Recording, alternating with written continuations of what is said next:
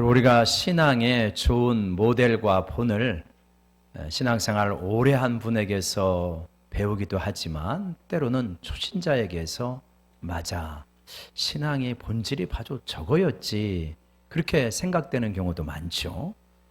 데살로니가 전서에 나타나는 데살로니가 성도들이 바로 그러한 사람들이었습니다. 사도 바울이 2차 전도 여행 중에 데살로니가에서 복음을 전하였는데 핍박이 일어나가지고 오래 머물지 못하고 떠날 수밖에 없었어요. 짧은 기간 복음을 전하였는데 이분들이 신앙생활을 잘 해가지고 믿는 자의 본이 되고 소문이 쫙 나게 되었습니다. 그런 가운데 데살로니가 전서를 쓴 거거든요. 그래서 신앙생활을 꼭 오래 해야만 좋은 모델이 되는 것이 아니라 신앙생활을 처음 해도 오히려 그 순수함, 또 하나님 앞에 뭔가 은혜를 받았을 때 신선함, 그런 것들이 있기 때문에 좋은 모델이 되어줄 수 있다. 우리가 이제 대부분 신앙생활에 좀 더 연수가 있는데, 그러함에도 어떻게 하면 우리가 신앙생활에 좋은 본을 또 본받으면서 또 도전을 받으면서 반성하면서 신앙생활이 맞아, 이러한 것이지, 한번 이렇게 같이 점검해보고 좋은 기준을 잡아가고 따라가는 그러한 시간이 되었으면 좋겠습니다. 데살로니가 성도들이 가졌던 신앙의 좋은 본, 어떤 점에서 그렇게 좋은 영향을 끼쳤는가? 오늘 설교의 제목처럼 세 가지가 있습니다. 믿음의 역사, 사랑의 수고, 소망의 인내인데 세 가지를 좀 살펴봤으면 좋겠습니다. 첫 번째 한번 따라해 봅시다. 믿음의 역사. 데살로니가 성도들은 믿음의 역사가 있었다는 거예요. 이때 역사라고 하는 것은 영어 히스토리를 말하는 게 아니고 어떤 활동을 말합니다. 행위를 말합니다. 이들에게는 믿음의 행위, 믿음의 활동, 믿음으로 말미암은 삶, 그것이 있었다는 것입니다. 그러니까 이들이 가졌던 믿음의 활동이나 행위가 어떤 것이냐면 9절에 보게 되면 이런 말을 하고 있습니다. 그들이 우리에 대하여 스스로 말하기를 우리가 어떻게 너희 가운데 들어갔는지와 너희가 어떻게 우상을 버리고 하나님께로 돌아와서 살아계시고 참되신 하나님을 섬기는지와 이렇게 되어 있는데, 이들의 믿음의 활동의 대표적인 첫 번째 특징이 뭐냐면 우상을 버리고 하나님께 돌아왔다라고 하는 것입니다. 우상을 버리고 하나님께 돌아왔다. 우상이라고 하는 것은 뭐냐면 내가 충성을 다 바치는 게 우상입니다. 내가 헌신하는 게 우상이에요. 내가 그것 없으면 안 된다고 생각하는 게 우상입니다. 그래서 많은 현대인들에게, 인류의 역사도 그러했지만 많은 현대인들에게 우상은 돈과 권력과 성과 이런 것이 우상이다. 이것이 버무려져서 아름답고 그럴듯하게 보여지는 것이 우상이다. 이렇게 볼 수 있습니다. 이거를 위하여서 얼마나 많이들 애쓰는지 모릅니다. 그런데 이 우상을 따라가면 어떻게 되냐? 결국은 크게 실망할 수밖에 없고 좌절할 수밖에 없고 낭망할 수밖에 없다. 왜냐? 우상은 우리에게 결코 행복을 가져다 주지 않으니까. 처음에는 그럴 것 같거든요. 뭔가 그것을 가지게 되고 그거를 소유하게 되면 내가 진짜 살아있는 이유와 목적과 그런 거를 발견할 수 있을 것 같습니다. 그런데 그러지가 못하는 거예요. 그래서 우상을 따라가면은 결국은 우상에게 실망할 수밖에 없고 자신의 인생에 대해서 좌절할 수밖에 없다. 여러분, 우리는 결국은 두 가지 세계 가운데 살아갑니다. 우리의 생명은 두 종류로 성경에서 말하는데, 육체적인 생명, 우리가 태어날 때 가지고 있는 생명, 바이오스라고 하는 이러한 생명이 있습니다. 자연적 생명이고요. 우리가 예수 그리스도를 믿음으로 말미암아 거듭나서 신적인 생명, 영원한 생명을 갖는데 이거를 조회라고 합니다. 그러니까 두 종류의 생명이 있어요. 그래서 하나는 바이오스의 생명, 하나는 조회의 생명, 이 두 종류를 가지고 있다. 근데 이 바이오스의 생명은 뭐냐면 특징 자체가, 우리 이 세상의 특징 자체가 나타나는 거 보십시오. 이게 극렬하게 이 바이오스의 생명이 싸우고 갈등하고 다투는 현장을 가보면 바이오스의 생명이라고 하는 것이 뭐냐? 굉장히 자기중심적이구나, 이기적이구나, 나만 생각하는구나, 우리만 생각하는구나. 여러분, 이것이 어디에서 많이 나타나냐면 지금 우리가 그렇게 염려하고 걱정하는 러시아와 우크라이나의 전쟁의 현장에서, 이스라엘과 하마스의 전쟁의 현장에서 바이오스와 바이오스가 충돌하는 거예요. 육체적인 삶. 나만 알고 이기적이고 자기중심적이고 이웃과 같이 살아갈 수 없는 생명, 이게 바이오스의 생명입니다. 여기는 용서가 있을 수 없습니다. 여기는 보복만 있는 거예요. 평화가 있어도 이 파괴를 더 피하기 위한 평화이지 진정한 용서와 사랑의 평화가 이루어지지 않습니다. 이게 이 바이오스의 생명으로 살아가는 거예요.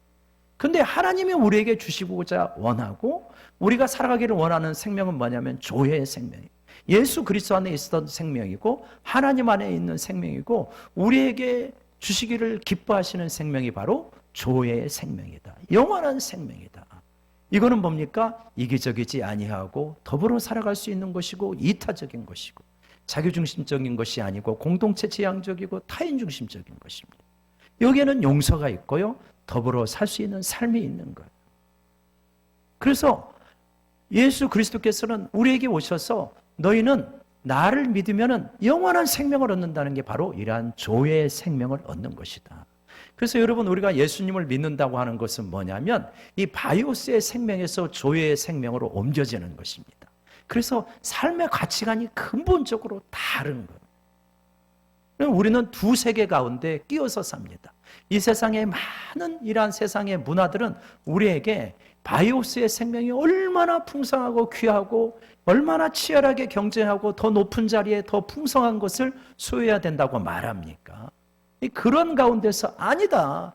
나는 조회의 생명으로 살아가는 자다. 물질적으로 풍성하지 않는다 할지라도 얼마든지 예수 그리스도로 풍성할 수 있다고 믿는, 그리고 그것을 누리면서 살아가는 것이 바로 조회의 생명이다. 여러분, 이것은 여러 가지 선택에서 결국은 나타나게 되어집니다. 믿음을 우리가 선택하는가? 그 조회를 따라 선택하는가? 아니면은 물질을 따라 선택하는가? 이런 거죠. 내 이익만 따라서 선택하는가? 공동체를 유익하기 위하여서 선택을 하는가? 순간순간 매번 선택에 결국은 우리가 판단을 해야 됩니다. 믿음으로 산다는 것은 뭔가 이 세상의 가치를 따라 사는 것이 아니라 하나님 나라의 가치를 따라 사는 것이고, 이기적이고 자기중심적인 바이오스를 따라 살아가는 것이 아니라 영원한 생명인 조회를 따라 살아가는 것입니다. 여러분, 이렇게 살아가면요, 내가 손해보는 것 같아도 조회의 생명은 우리에게 엄청난 평강과 자유와 기쁨을 가져다 주게 되어 있습니다. 여러분, 그래서요, 이렇게 믿음으로 살아가게 되면 히브리서 11장 6절에서 이렇게 말씀하는 것입니다. 우리 같이 한번 읽어볼까요? 시작. 믿음이 없이는 하나님을 기쁘시게 하지 못하나니 하나님께 나아가는 자는 반드시 그가 계신 것과 또한 그가 자기를 찾는 자들에게 상 주시는 이심을 믿어야 할지니라. 여러분, 하나님은 어떤 분이냐? 믿음으로 산다는 것은 뭐냐? 결국은 하나님이 살아계신다는 걸 믿는 것이고 그에 따라 선택을 하고 결정을 하는 것입니다. 그러면 뭐냐? 하나님이 상을 주시게 됩니다. 이 사랑은 여러 가지 차원이 있는데 가장 직접적으로 느끼는 것은 우리가요, 이 바이오스가 아니라 조회를 따라 선택하면 우리 마음속에 무엇이 넘치냐? 기쁨과 평화가 넘칩니다. 이거 그냥 실제입니다. 그러니까 내가 물질을 선택하거나 권력을 선택하거나 성을 선택하거나 쾌락을 선택하는 것이 아니라 하나님의 진리를 따라 선택하잖아요. 놀랍게 성령께서 우리 마음속에 기쁨과 평화와 사랑이 흘러 넘치게 합니다. 이러한 놀라운 역사가 우리 모두 가운데 있기를 원합니다. 이걸 우리가 실제적으로 체험할 수 있어요. 이거는 우리가 어떻게 보면은 상당히 빠르게 체험할 수 있는 것입니다. 그러니까 내가 이기적이고 자기중심적인 선택을 하는 것이 아니라 이타적이고 공동체적이고 하나님이 기뻐하시는 선택을 하는 것. 그러면 주님이 주시는 기쁨이 우리 가운데서 넘치게 되어지고 이런 선택을 계속하게 되면 굉장히 기뻐지게 되어집니다. 근데 이게 1차적인 증거고요. 1차적인 상이고 2차적인 상은 뭐냐면 삶 전반에 하나님이 주시는 복이 임하게 되어진다. 시편 1편에 있는 것처럼 복 있는 사람은 악인의 길을 쫓지 아니하고 죄인의 길에 서지 아니하고 오만한 자리에 앉지 아니하고 오직 여호와의 율법을 즐거워해서 그것을 죄하러 묵상하는 자로다. 저는 시냇가에 심은 나무가 시절을 쫓아 가시를 맺음같이 그 행사가 다 형통하리로다. 할렐루야. 이게 믿음의 삶입니다. 믿음의 삶은 희생만 하고 억지로 견디는 삶이 아니에요. 믿음의 삶은 굉장히 복된 삶입니다. 아멘이십니까? 굉장히 복된 삶이고 가장 지혜로운 삶인 거예요. 믿음으로 선택하고 이 하나님의 이 조회의 이 세계, 하나님 나라의 패러다임과 가치관과 세계를 따라 살아가면 내 마음속에 기쁨과 평화가 넘치고 인생을 좀 길게 놓고 보면 시절을 쫓아 열매를 맺고 그 행사가 다 풍성한 이 역사가 일어나게 되어집니다. 여러분, 이러한 복된 삶을 사시기를 주의 이름으로 축원합니다. 여러분 한번 보세요. 정말 우리 주변에서 우리가 관찰을 해보는 겁니다. 정말 저 사람 똑똑해. 그리고 의지도 강해. 근데 바이오스의 삶을 살아. 이기적이고 자기중심적이고 그러한 적당히 선하고 그 삶이 풍성한가 한번 보십시오. 어떤 사람은 가난하고 별로 배운 거 없고 그럴지 몰라도 정말 조회를 따라 살아갑니다. 하나님의 생명을 따라 살아가요. 말씀의 가치를 따라 살아가요. 길게 놓고 보면요, 이 삶이 얼마나 풍성한지 모릅니다. 미국 하버드 대학교에서 20세기의 가장 대표적인 유신론자와 무신론자를 대조하는 강좌를 열어가지고 그래가지고 인기리에 강연되고 책으로 나온 게 있는데 그게 뭐냐면 프로이드와 루이스의 이야기입니다. 프로이드와 루이스를 대조했어요. 저 아주 재밌게 읽었어요. 프로이드는 20세기의 역사를 바꾼 천재 중에 한 명이잖아요. 아인슈타인, 프로이드 뭐 이런 사람들, 마르크스. 근데 프로이드는 그렇게 똑똑하고 대단했지만 나중에 그는 또 굉장히 뛰어난 천재고 글도 아주 잘 쓰더라고요. 대단한 사람인데 정직하기도 하고 근데 무신론자죠. 근데 그의 삶을 보면 제자들 다 떠나죠. 본인은 구강암으로 담배 많이 펴가지고 너무 고통을 받죠. 그리고 이 관계는 우정의 관계는 파괴적이죠. 그러면서 갈수록 외롭고 파괴적인 그러한 삶을 살아갑니다. 근데 또 하나의 20세기의 대표적인 천재는 C.S. 루이스는 하나님을 믿고 살아가면서 그 우정 관계가 풍성해지고 세계인의 존경을 받고 그러면서 아주 복된 노년을 살다가 결국은 떠나게 되어집니다. 아주 대조적인 삶이죠. 악인의 삶과 의인의 삶과 둘 다 뛰어난 천재였지만 결국 그 삶의 열매가 가면 갈수록 너무나 달라지게 됩니다. 여러분, 진짜 여러분 우리가 예수 믿는 것은 이 세상에서 가장 복을 받은 줄로 믿으시기 바랍니다.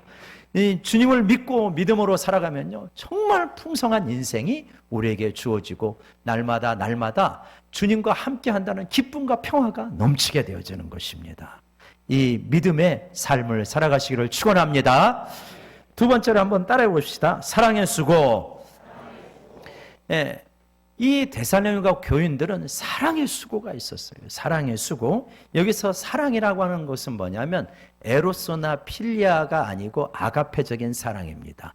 에로스는 남녀 간의 사랑, 필리아는 우정과 같은 사랑이고 아가페는 사랑할 수 없는 사람이지만 사랑하는 무조건적인 사랑이잖아요. 그러니까 이 무조건적인 아가파의 사랑에 수고가 있는데 수고라고 하는 단어는 코푸스라고 하는 단어인데 굉장히 애쓴다는 거면 녹초가 될 지경에 이른다. 이게 그 단어입니다. 그래서 이 데살로니가 성도들은 그렇게 수고를 많이 했던 것 같아요. 사랑의 수고. 근데 그 사랑의 수고가 무엇인지 데살로니가 전서에는 상세하게 나와 있지는 않습니다. 그러나 이거를 쓸 때는 무엇인지 서로가 알았던 것 같아요. 무엇이었을까요? 아마도 그러지 않았겠습니까? 서로 아끼고 사랑하고 섬기고 이웃을 섬기고 그런 것이 초대교인들에게 보여줬던 어떤 전형적인 사랑의 수고를 말하는 것이겠지요. 사랑의 수고가 여러분 우리 신앙의 좋은 덕일 뿐만 아니라 우리 신앙을 풍성하게 하고 우리의 삶의 행복을 안겨주는 줄로 믿으시기 바랍니다. 사랑의 수고가 정말 값진 것입니다. 여러분 인생을 살아갈 때 뒤로 빼는 자세가 있고 앞으로 달려드는 자세가 있는데 여러분 회사를 가든 학교를 가든 뒤로 빼는 자세로는 이게 성공하기가 어렵습니다. 어느 회사에서 그렇게 하더라고요. 제가 이제 어떤 면접 담당관 뭐 그런 부분에 이제 글을 봤는데 거기 그런 이야기 하는 거예요. 예, 좋은 후보자 몇 명이 있는데 판별하기가 어려워요. 그 회사에서는.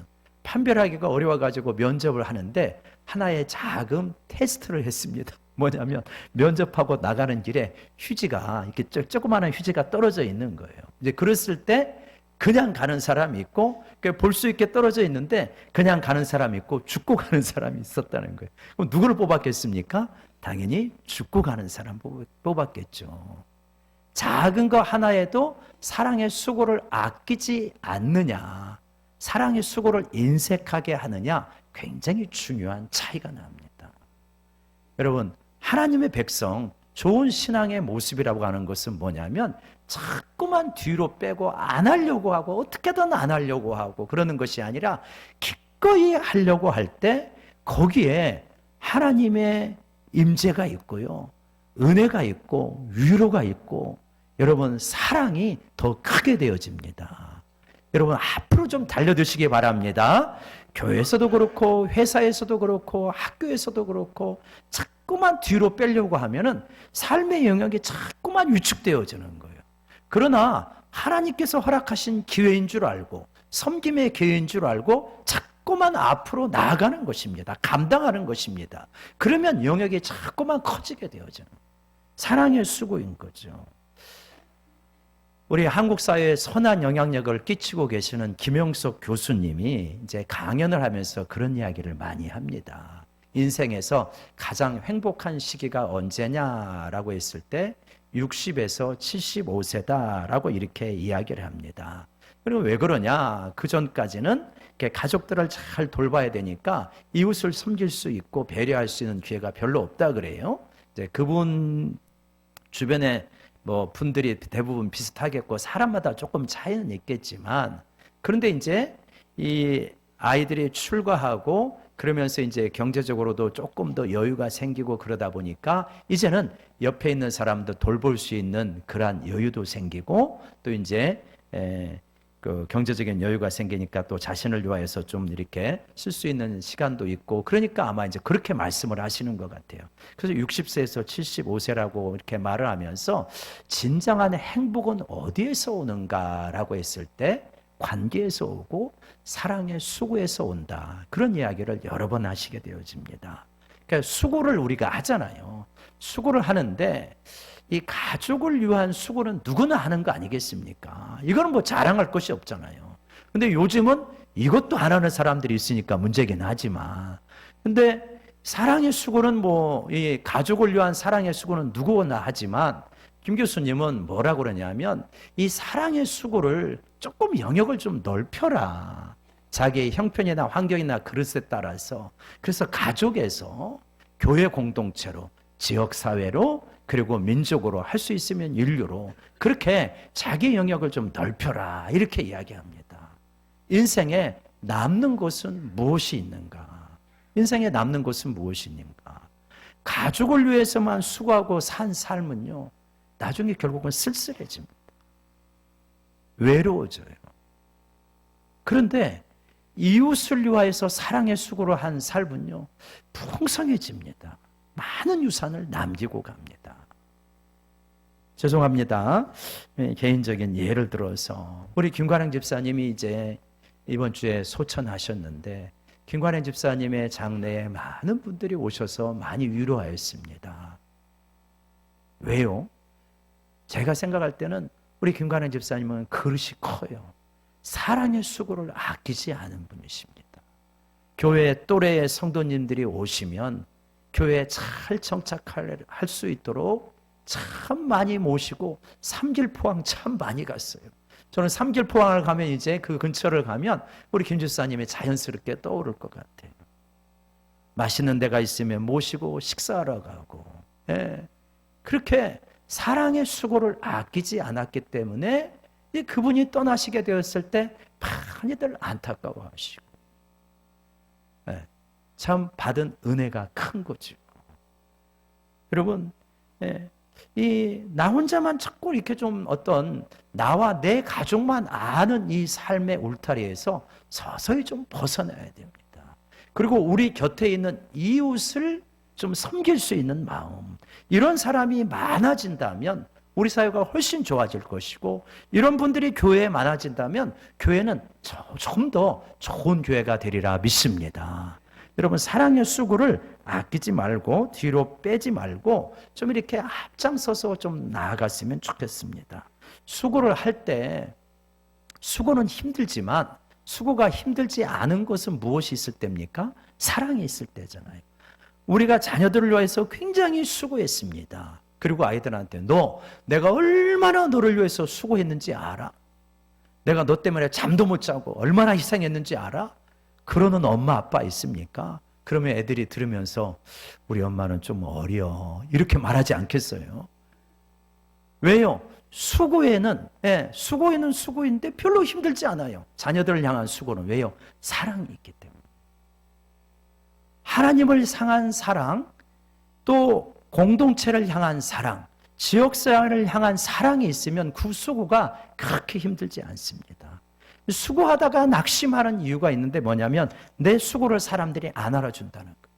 내가 이렇게 수고했는데 왜 안 알아주냐? 이게 시험거리잖아요, 여러분. 여러분, 사람이 안 알아줘도 하나님께서 알아주신다는 걸 믿으시기를 바랍니다. 그리고 우리가 자녀에게 수고하는데 자녀들이 지가 혼자 자라난 것 같으면 조금 이게 상실감도 느끼긴 하지만 괘씸한 놈, 내가 다시 한번 수고하나 봐라, 그렇게 생각합니까? 안 하잖아요. 사랑이 있으니까 그냥 수고하는 겁니다. 마찬가지로 여러분, 우리가 정말 이렇게 누가 안 알아줘도 하나님을 사랑하는 마음으로 하나님께서 받은 사랑이 너무나 크기 때문에 기꺼이 좀 이렇게 사랑의 수고를 할 수 있는 우리 모두가 되기를 원합니다. 조금만 더 말씀을 드리면, 이 사랑의 수고를 뭐뭐로 했으면 좋겠어요. 왜 그러냐면 최근에 이제 현대 뇌과학이 발달하고 그런 연구가 나오면서 그런 이야기를 많이 하더라고요. 예전에 이 사람들에게 없던 질병들이 많이 보편화되어지고 확산이 되어집니다. 우울증, 옛날에는 그렇게 많지 않았거든요. 우울증 약 먹는 사람 옛날에 많았습니까?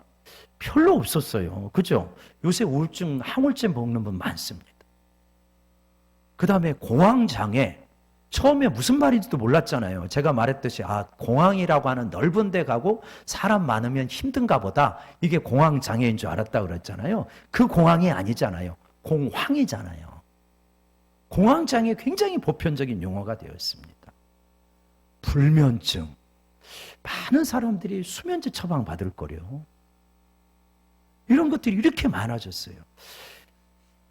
왜 그렇게 이런 것들이 많아졌습니까? 환경도 안 좋아지고 스트레스도 많고 그런 것도 있지만, 이 뇌과학자들이 이야기하는 것 중에 하나는 뭐냐면, 이러한 어떤 우울증이라든가 정서장애는 이 머리나 이런 것에 오는 것이 아니라 몸에서 온다고 그럽니다. 몸. 뇌라고 하는 건 굉장히 단순한 거라며요. 사인을 이 말초신경에서 이런 데서 받아가지고 여기가 이제 뇌가 반응하는 거라고 그러잖아요. 그러니까 뭐냐면, 그러니까 너무 많이 안 움직이는 거예요. 너무 많이 안 걷고, 너무 많이 활동을 안 하고, 너무나 땀을 안 흘리고, 그래가지고 우울증, 공황장애, 불면증 여러 가지가 있는 거예요. 제가 일부 예배 시간에도 들었는데, 잠 못 자는 분 있잖아요. 오후에 커피 드시지 말고 일주일 한 달 동안만 3반복 이상 걷고, 그래도 잠이 안 오면 저한테 오시기 바랍니다. 제가 그냥 안수 세게 해서 잠 오게 할 테니까. 너무 안 움직여요, 우리들이. 그죠? 그러면서 또 각성한다고 커피 많이 먹고, 또 잠 안 온다고 어떤 자극적인 영상물 보고, 악순환이에요, 악순환. 몸을 막 부지런히 오지고 한 2만보, 3만보 움직이고, 중강도, 고강도에 막 일을 하고, 그러면요, 에너지를 다 쓰기 때문에 잠자게 되어 있거든요. 그러면 모니터 많이 보고, 움직이지는 않고, 스트레스는 많고, 잠이 안 오는 거죠. 옆 사람하고 한번 권면합시다. 제발 움직이면서 합시다. 시작. 제발 움직이면서.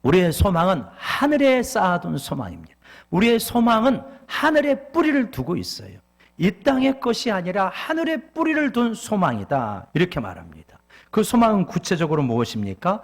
베드로후서 1장 4절에 예수 그리스도에 대한 소망이요 하늘에 쌓아둔 소망인데 베드로후서 1장 4절에 보면 이렇게 말합니다.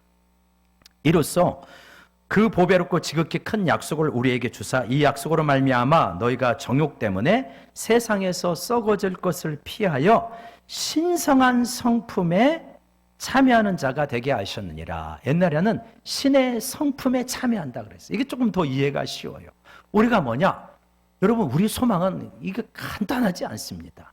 그러니까 우리가 가지고 있는 이 바이오스를 가지고 조금 더 나아지고 조금 더 높아지고 이런 소망이 아니라 완전히 차원이 다르게 조의 생명을 가져서 신의 성품에 신적 존재로 들어가는 그 일에 우리의 소망이 있다. 이렇게 말씀하시는 겁니다.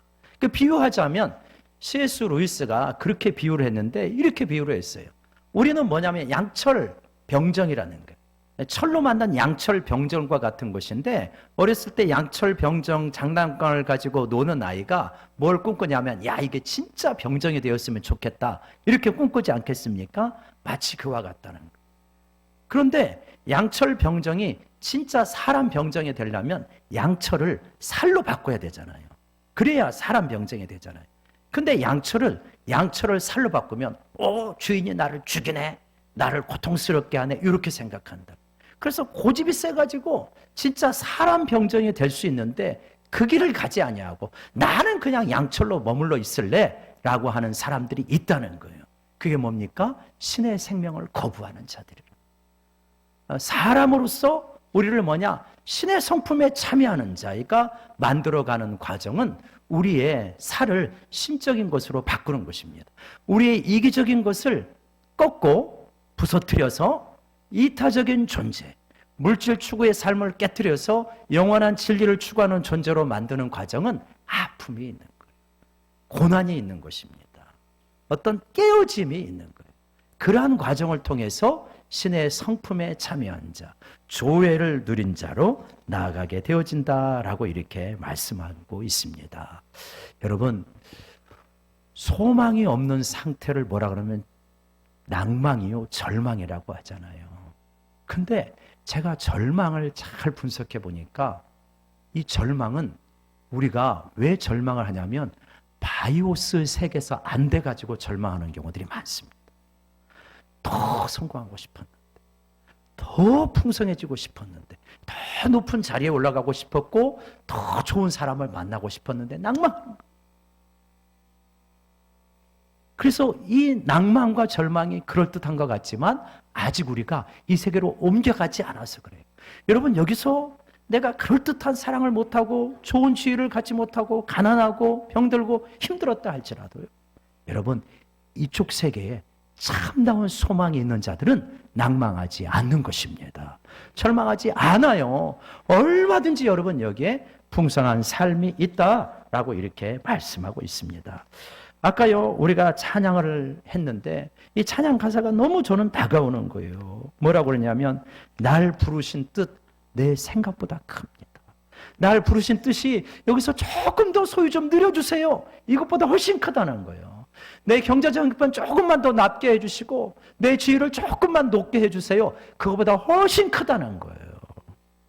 날 향한 계획 내 지혜로 측량도 못한답니다. 하나님은 여러분 우리를 부르실 때 내가 생각한 것보다 훨씬 큰 계획, 내가 상상할 수도 없는 놀라운 계획을 가지고 계신다는 걸 믿으시기 바랍니다. 그래서 어디로 인도하시냐? 가장 좋은 길로, 가장 완전한 길로 오늘도 날 이끄심 믿네. 할렐루야. 하나님이 나를 부르실 때 내 생각보다 훨씬 크시고 내가 상상할 수도 없는 좋은 계획을 가지고 나를 부르셔서 나를 이끌어가고 계셔요. 여러분 이분을 믿으시기 바랍니다. 이분을 붙들고 사시길 바랍니다. 내 능력 부족하고 연약하여도요, 이분 붙들고 걸어가면요 이분이 정말 나를 가장 복된 길로 이끌어 가십니다. 그리고요, 그 길을 걸어갈 때 인내하며 걸어가지 않아요. 절대 그렇지 않습니다. 우리 마음속에 기쁨을 주세요. 평안을 주세요. 확신을 주세요. 그래서 이 길이 진짜 옳은 길이라는 것을 의심하지 않고 걸어갈 수 있는 마음의 증거를 주십니다. 여러분, 믿음의 역사, 사랑의 수고, 소망의 인내로 믿음 생활에 승리하는 우리 모두가 되기를 원합니다. 기도하겠습니다. 하나님 아버지, 우리에게 믿음의 역사, 사랑의 수고, 소망의 인내를 주심을 감사합니다. 하나님이여, 이 세상 안에서만 자꾸 아둥바둥 살지 않게 하시고 영원한 하나님 나라 바라보며 나아가는 우리 모두가 되게 하여 주시옵소서. 예수님의 이름으로 기도드리옵나이다. 아멘.